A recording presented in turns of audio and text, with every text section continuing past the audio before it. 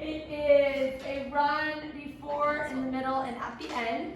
Circuit 1 is on the field today, and we are doing a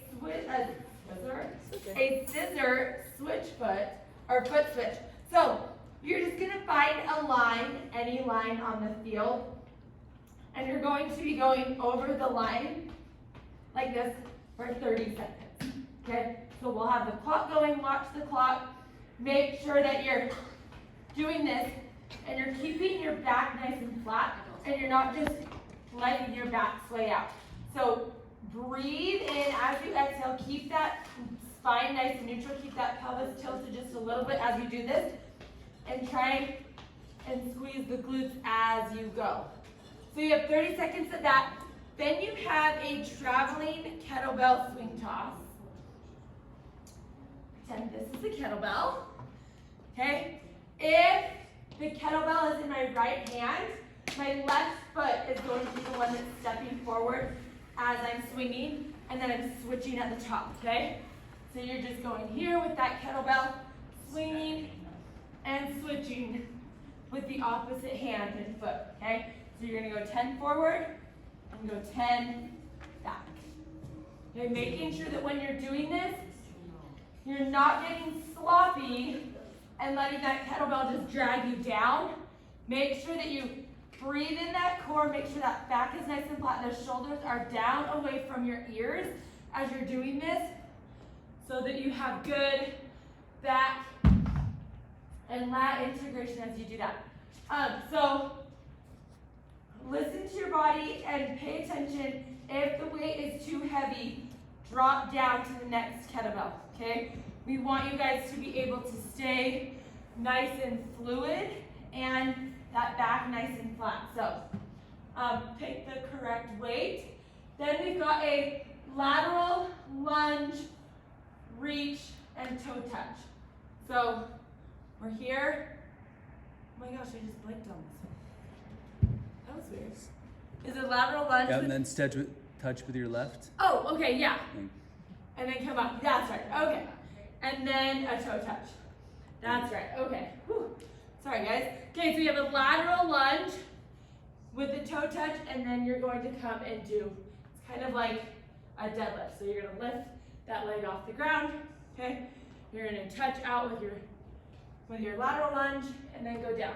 Okay. Make sure with your lateral lunge that your knee is staying behind your toe, and you're not too far out that this angle from your knee to your ankle is too sharp. Okay, so if you look down and this angle is really, really sharp, just walk that foot in a little bit so you can get a better angle on this part of your leg. Then we have a traveling, so you have 8 of those on each side. Then we have a traveling inchworm push-up. So, inchworm push-up, feet a little more than shoulder width apart. We're going to go down and walk out our inchworm, trying to keep our hips from moving too much while we do this. Okay, you have a push-up here, so push up, and then you're going to walk your feet as far in towards your hands as you can, and then you're just going to walk your hands back out. Okay, we're not standing up between, and we're doing 8 total push-ups. So walk your hands out, push up, feet come in, walk your hands out, push up, feet come in. You're going to do that for 8. So everyone's distance is going to look different, right? Because everyone's different heights, flexibility is different. So it doesn't necessarily matter how far out you go. It's just to get 8 total in, or 6 to 8. Then we've got a kettlebell bilateral hinge. I love this because this is one where you guys can go heavier, because it's one of our more simple moves that we do more often, so our mechanics should be pretty good. So we've got that kettlebell, okay? Feet are bilateral, so they're shoulder width, maybe a little bit more than shoulder width apart. We're hinging at that waist, okay? Bending those knees a little bit and making sure that the angle from my glute to my knee is the one that I'm worried about. I don't want to be straight up, and I don't want to be bent down like this, because then that's a squat. I want to find that nice kind of in-between angle, and then you're going to come straight up using those glutes and those hamstrings. So you have 12 to 15 of those. Circuit 2 is in here, but the agility skaters are out on the field. And the mountain climbers. We did the And- mountain climbers too. Yeah. Okay, so you're gonna start this circuit going out on the field. You've got the agility skater toe touches. So you're here, in, out. Okay, and then you're gonna just bend down and touch this toe. Again, using the same mechanics that we just used in the deadlift. You're gonna hinge at the waist and go down to that toe and try and keep that back from just rounding and collapsing out, okay? So drop that butt down, pull that shoulder down and back, and then in, out, touch that toe. You're gonna go all the way down and back, just one time. Then we come in here, the rest is gonna be, almost the rest, never mind, because we do one more thing on the field. So we're gonna come in here and do a ring, row, and reach. So the closer you are to the wall, the harder it is. So walk your feet to wherever you're comfortable and kind of stay in this bridge position where your hips are up. We don't want you guys sagging down and sitting in that position. You want them to be up, and then you want to pull into that ring and that reach. So we're gonna pull and reach up, getting a little bit of a twist at the bottom and a little bit of a twist at the top. So you have 8 of those on each side. Then we've got our landmine clean and jerk. So we're standing perpendicular to the landmine to start. So if I have my left foot forward in this kind of split stance, or my right foot forward, I'm grabbing the landmine with my left, okay?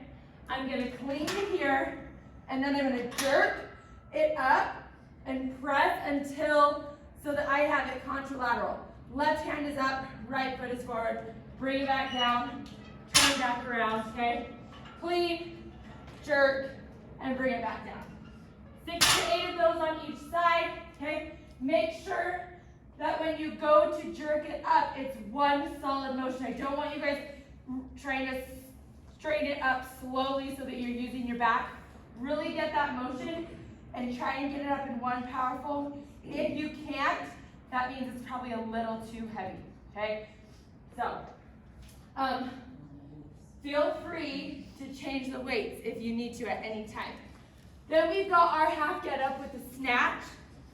So we've got our half get up is to our knee. So we're here, we're gonna start down. Okay, our first move is elbow. Remember, elbow, hand, knee. So our first move is elbow, to our hand, to our knee. And in this position, you're gonna bring that dumbbell or kettlebell down, and then you're gonna snatch it all the way back up and go back down to the ground and start over, okay? So elbow, hand, knee, weight comes down, and we snatch it back up, and then we go back, okay? So we have 4 to 5 on each side. Then we go back out onto the field over where the ladders are, and we do our mountain climbers. So we're here, optional mini band. So you can put one around your knees or even around your feet if you want to, wherever it's comfortable. If you want to use a mini band, and here, you're just gonna go in and out, trying to go at a good pace where you're keeping your heart rate up, but you're not like bouncing crazy up and down. So you gotta keep that core and that stomach really sucked in so that you can pull those knees in while keeping your back nice and flat. It's gonna be your core that protects your back and stabilizes your movement. You do that for 30 seconds, and then we run at the end.